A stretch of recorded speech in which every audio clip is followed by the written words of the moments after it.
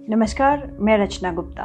The real talk में आज हम बात करेंगे G7 की, जहां भारत भले ही स्थायी सदस्य नहीं है, लेकिन उसकी मौजूदगी अब नजरअंदाज नहीं की जा सकती। ग्रुप 7 यानी 7 विकसित औद्योगिक लोकतंत्र, Canada, France, Germany, Italy, Japan, UK और अमेरिका।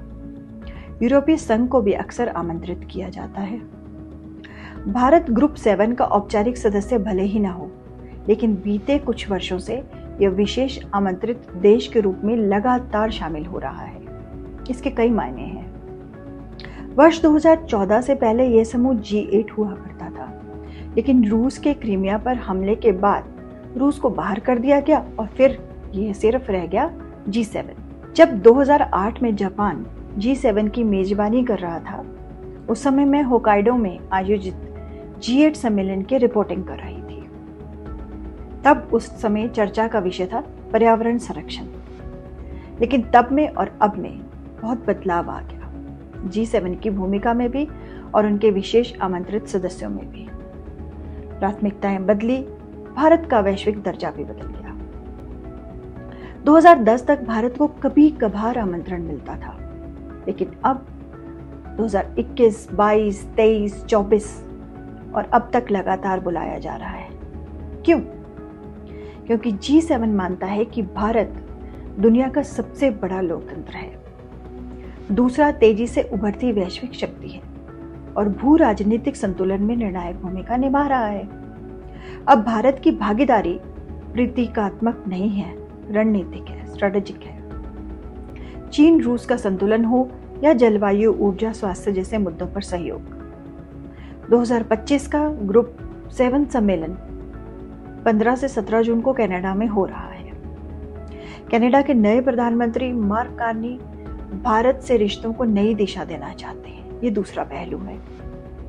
आपको याद होगा 2023 में भारत और कनाडा के संबंधों में काफी तनाव थी, कड़वाहट थी। सिख अलगाववाद से जुड़ी घटनाओं के कारण राजनयिक संबंध दोनों देशों के प्रभावित हुए थे। लेकिन अब कार्नी ने प्रधानमंत्री मोदी को जिस तरह से आमंत्रित करके संबंध सुधारने का संकेत दिया है, उसे जाहिर होता है कि उन्होंने भारत को दुनिया की 5वीं बड़ी अर्थव्यवस्था और वैश्विक सप्लाई चेन की केंद्रीय कड़ी माना है। इस बार ग्रुप 7 के एजेंडे में जो चर्चा है वो है वैश्विक शांति, यूक्रेन युद्ध, इजराइल ईरान का तनाव, आर्थिक स्थिरता, टैरिफ, मुद्रास्फीति, जलवायु, ऊर्जा, इंडो पैसिफिक और डिजिटल ट्रांजिशन। अब प्रश्न ये पैदा होता है कि क्या इन सब के बीच में ग्रुप 7 का स्थायी सदस्य भारत बन सकता है? तो जवाब सुनिए। G7 संयुक्त राष्ट्र जैसा खुला मंच नहीं है।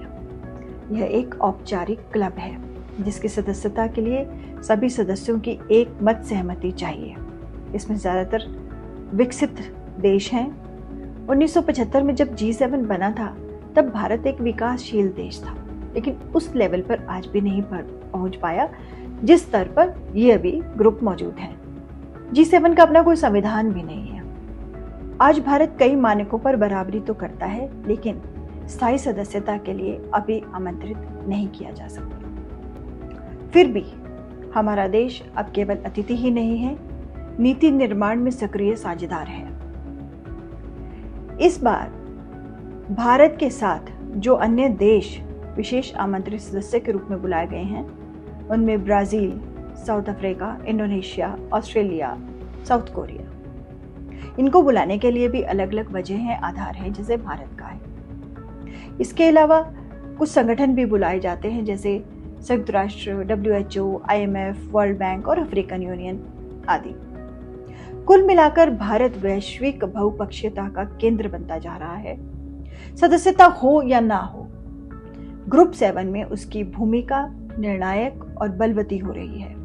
यही है भारत की असली ताकत, सदस्यता से परे, उपस्थिति से प्रभाव। अब बने रहिए मेरे साथ समसामयिक मुद्दों में द रियल टॉक। नमस्कार।